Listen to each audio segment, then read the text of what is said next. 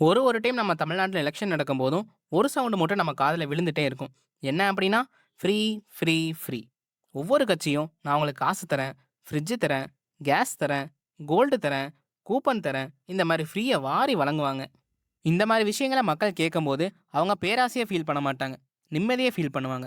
ஏன்னா, அவங்களோட வாழ்க்கை பணக்கார வாழ்க்கை கிடையாது. ஒரு மிடில் கிளாஸ் ஃபேமிலிக்கு இன்னைக்கு தான் சேலரி வந்திருக்குன்னு வச்சுக்கோங்க. ஒரு வாரம் வரைக்கும் அவங்க சந்தோஷமா இருப்பாங்க. அதுக்கப்புறம் காசுக்காக டெய்லியும் கஷ்டப்பட வேண்டியது இருக்கு. இது போக அவங்க பசங்களுக்கு ஸ்கூல் ஃபீஸ், காலேஜ் ஃபீஸ், வீட்ல யாருக்காச்சும் உடம்பு சரியில்ல அப்படின்னா மெடிக்கல் பில், அவ்வளோதான் தலையே சுத்திரும். இப்படி ஒரு ஃபேமிலி கஷ்டப்பட்டுட்டு இருக்கும்போது, ஒரு அரசியல் கட்சி தலைவர் வந்து, "நீங்க என்ன சிஎம் ஆக்குங்க. அதுக்கு கைமாறா நாங்க மாசம் மாசம் ஒரு குறிப்பிட்ட அமௌண்ட் உங்க பேங்க் அக்கவுண்ட்ல போட்டுர்றோம்." அப்படின்னு சொல்றாருன்னு வச்சுக்கோங்க. அப்போ மக்கள் எப்படி ஃபீல் பண்ணுவாங்க அப்படின்னா, "போன மாசம் எல்லாமே நம்ம காசு இல்லாம கஷ்டப்பட்டுட்டு இருந்தோமே. இப்ப இவர நம்ம சிஎம் ஆக்கணும் அப்படின்னா, மாசம் மாசம் ஒரு குறிப்பிட்ட அமௌண்ட்ட நம்ம பேங்க் அக்கவுண்ட்ல போடுறேன்னு சொல்லியிருக்காரு. அந்த அமௌண்ட்ட வச்சு நம்மளோட ஃபேமிலியோட கஷ்டத்த கொஞ்சம் கம்மி பண்ணிக்கலாம்." அப்படின்ட்டு தான் மக்கள் நெனப்பாங்க.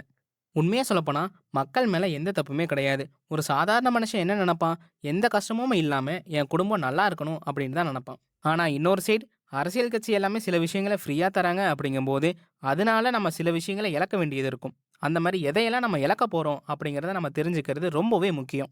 ஏன்னா, காசு விஷயத்துல எதுவுமே ஃப்ரீ கிடையாது. இன்னைக்கு கவர்மெண்ட் ஒரு விஷயத்த ஃப்ரீயா குடுக்குறாங்க அப்படின்னா, அதுக்கான விலைய எப்போவாச்சும் யாராவது ஒரு நாள் பே பண்ணி தான் ஆகணும். ஸோ, கவர்மெண்ட் குடுக்குற ஃப்ரீபீஸ் நல்லதா? கெட்டதா? தமிழ்நாட்டுக்கு என்னலாம் இதனால ஆபத்து இருக்கு? அப்படிங்கிற கம்ப்ளீட் டீட்டெயில்ஸ் இந்த வீடியோல பார்க்கலாம்.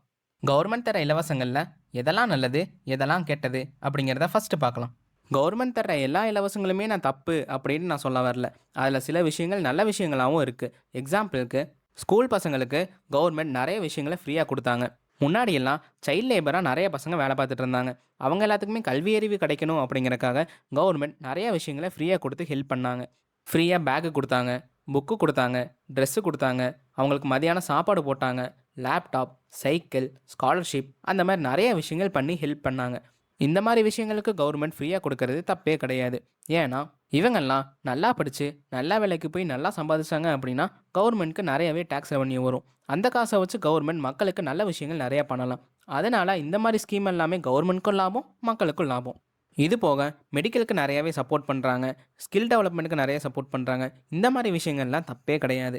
இப்ப தான் மக்கள் ஒரு விஷயத்த புரிஞ்சுக்கணும். ஒரு கவர்மெண்ட் ஒரு விஷயத்த ஃப்ரீயா குடுக்குறாங்க அப்படின்னா, அதனால கவர்மெண்ட்டுக்கு ஃபியூச்சர்ல வேல்யூ இருக்கு அப்படிங்கும்போது, அந்த ஃப்ரீபீஸ் எல்லாமே தப்பே கிடையாது. ஆனா, இன்னைக்கு ஒரு விஷயத்த ஃப்ரீயா குடுக்குறாங்க. அதனால கவர்மெண்ட்டுக்கு லாங் டர்மா எந்த வேல்யூவுமே கிடையாது அப்படிங்கிற எல்லா விஷயமுமே இங்க தப்பு தான். ஃப்ரீயா காசு குடுக்குறேன், ஃப்ரிட்ஜ் குடுக்குறேன், கோல்டு குடுக்குறேன், கூப்பன் குடுக்குறேன். இந்த மாரியான எல்லா விஷயங்களுமே தப்பு தான். இது மூலியமா கவர்மெண்ட்டுக்கு லாங் டர்முக்கு எந்த வேல்யூவுமே கிடையாது. அப்புறம் எதுக்கு அவங்க இதெல்லாம் பண்றாங்க அப்படின்னா, அவங்களுக்கு உங்களோட ஓட்டு வேணும். அவங்க பதவிக்கு வரணும். அதனால கவர்மெண்ட் காச அவங்க யூஸ் பண்ணிக்கிறாங்க. அவ்வளோதான். தமிழ்நாட்டுல ஒரு வழியா எலக்ஷன் டேட்ட அனௌன்ஸ் பண்ணிட்டாங்க. பண்ணதும் தான் பண்ணாங்க. ஒவ்வொரு கட்சியும் நான் இத தரேன், அத தரேன்ட்டு ஃப்ரீன்னு ஆரம்பிச்சுட்டாங்க. ஸோ எல்லாத்தையும் ஒன் பை ஒன்னா பார்க்கலாம். டிஎம்கே என்ன சொல்லியிருக்காங்க அப்படின்னா, குடும்ப தலைவிக்கு மாசம் மாசம் ரூ. 2000 தரேன்னு சொல்லியிருக்காங்க. அது போக ரூ. 8000 கூப்பன் தரேன் அப்படின்னு சொல்லியிருக்காங்க. அத வச்சு நீங்க உங்களுக்கு வீட்டுக்கு தேவையான பொருட்கள் எது வேணாலும் வாங்கிக்கலாம். எக்ஸாம்பிளுக்கு வாஷிங் மிஷின், ஃப்ரிட்ஜ் அந்த மாரி எது வேணுமோ நீங்க வாங்கிக்கோங்க அப்படின்ட்டு சொல்லியிருக்காங்க. ஏடிஎம்கே என்ன சொல்லியிருக்காங்க அப்படின்னா, குடும்ப தலைவிக்கு மாசம் மாசம் ரூ. 2000 தரேன்னு சொல்லியிருக்காங்க. 12த் முடிச்சவங்களுக்கு மாசம் மாசம் ரூ. 1000 தரேன்னு சொல்லியிருக்காங்க. வேலை இல்லாம இருக்கிறவங்களுக்கு மாசம் மாசம் ரூ. 2000 தரேன்னு சொல்லியிருக்காங்க. ஒவ்வொரு ரேஷன் கார்டு வச்சிருக்கிற ஒவ்வொருத்தருக்கும் ஃப்ரிட்ஜ் தரேன்னு சொல்லியிருக்காங்க. டிவிக்கு என்ன சொல்லியிருக்காங்க அப்படின்னா, குடும்ப தலைவிக்கு மாசம் மாசம் ரூ. 2500 தரேன்னு சொல்லியிருக்காங்க. அது போக ஒரு குடும்பத்துக்கு 6 சிலிண்டர் வருஷத்துக்கு ஃப்ரீயா தரோம் அப்படின்னு சொல்லியிருக்காங்க. ஒரு பொண்ணுக்கு கல்யாணம் நடந்துச்சு அப்படின்னா, அவங்களுக்கு சில்க் சாரி எடுத்து தரோம் அப்படின்னு சொல்லியிருக்காங்க. ஒரு குழந்தை பொறந்துச்சுன்னா, அவங்களுக்கு கோல்ட் ரிங் நாங்க தரோம் அப்படின்னு சொல்லியிருக்காங்க. யாராச்சும் டிகிரி முடிச்சுட்டு வேலை இல்லாம இருந்தாங்க அப்படின்னா, மாசம் மாசம் ரூ. 4000 தரோம் அப்படின்னு சொல்லியிருக்காங்க. டிப்ளமோ படிச்சுட்டு வேலை இல்லாம இருந்தா, மாசம் மாசம் ரூ. 2500 தரோம்னு சொல்லியிருக்காங்க. இங்க முக்கியமான பாயிண்ட் என்ன அப்படின்னா, எல்லாருமே 29 வயசுக்கு மேல இருக்கணும். அப்பதான் இந்த இதுக்கு எலிஜிபிள்.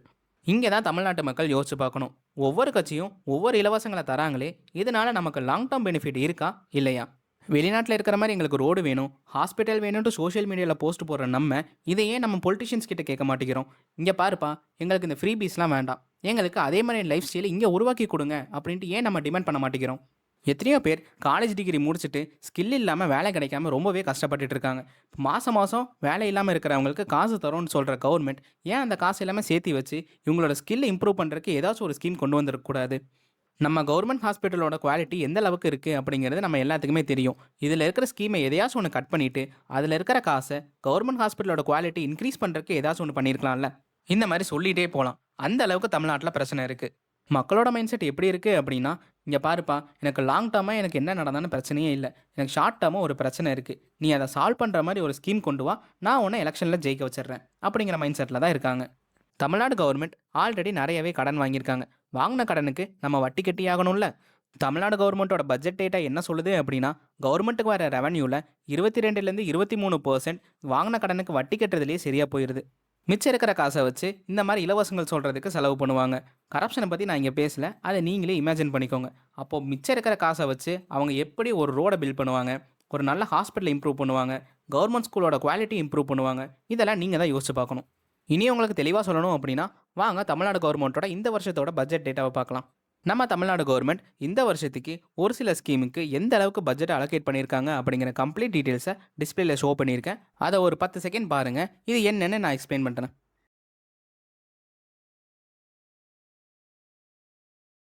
கலைஞர் மகளிர் உரிமை திட்டம் தான் மாதம் மாதம் குடும்ப தலைவிக்கு 1000 ரூபா கொடுக்குற ஸ்கீம்.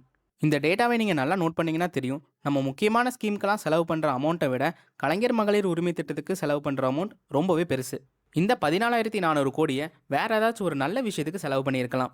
எக்ஸாம்பிளுக்கு சென்னையோட ட்ரைனேஜ் சிஸ்டமை சரி பண்ணியிருக்கலாம். நம்ம எல்லாத்துக்குமே தெரியும், சென்னையில் மழை பெஞ்சிச்சு அப்படின்னா மழைநீர் எல்லாமே தேங்கிடுது, அதனால மக்கள் எல்லாமே கஷ்டப்படுறாங்க அப்படிங்கிறது நம்ம எல்லாத்துக்குமே தெரிஞ்சது தான். ஏன் இதை வச்சு கொஞ்சமாக சரி பண்ணியிருக்க முடியாதா? அது ஒன்று தான் இல்லை, ஏன் வேறு எதையாச்சும் டெவலப் பண்ணியிருக்கலாம், வேறு எதையாச்சும் சரி பண்ணியிருக்கலாம். அந்த மாதிரி நிறையாவே இருக்குது.